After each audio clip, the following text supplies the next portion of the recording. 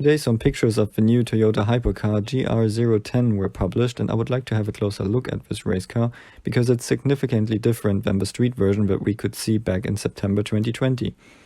Maybe one of the biggest conceptual differences between the two cars is the cooling. The street car has a huge center radiator in front. This could be the condenser for a possible AC system, or it could be a water radiator.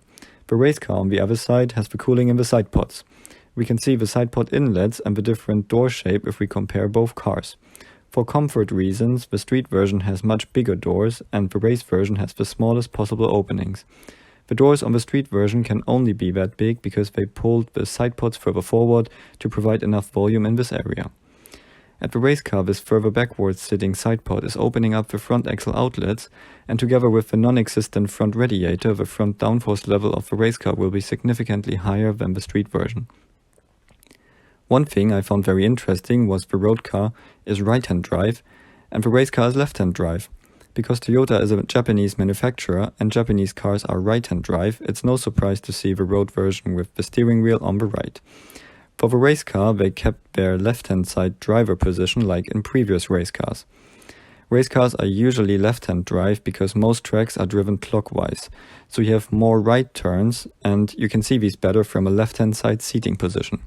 Only Audi had a right-hand side seating position for their Le Mans cars because they thought they would have faster driver changes if they were closer to the pit garage.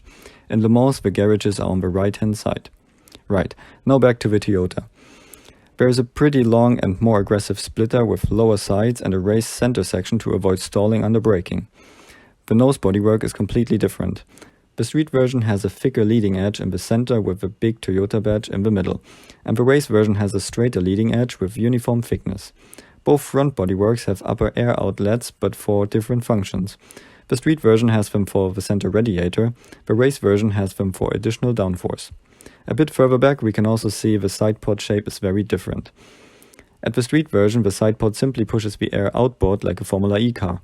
The race version maintains an undercut until the rear axle and forms an additional air intake, which could be for brake cooling. Cooling in general is an interesting topic here.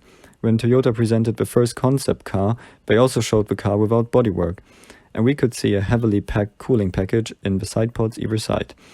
But the car did not have any other intakes.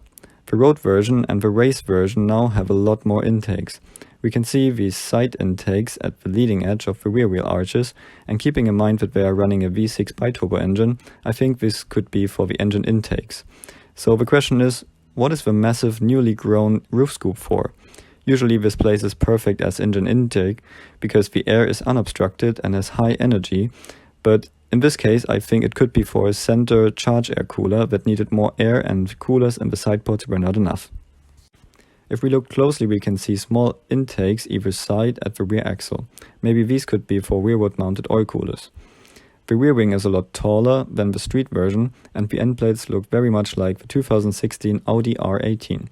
You try to reduce the end plate length where it connects to the bodywork to not grow unnecessary boundary layers and to increase efficiency. It looks like a very exciting future in Le Mans and I cannot wait for more pictures. What are your thoughts on the new Toyota Hypercar? Let me know in the comments below.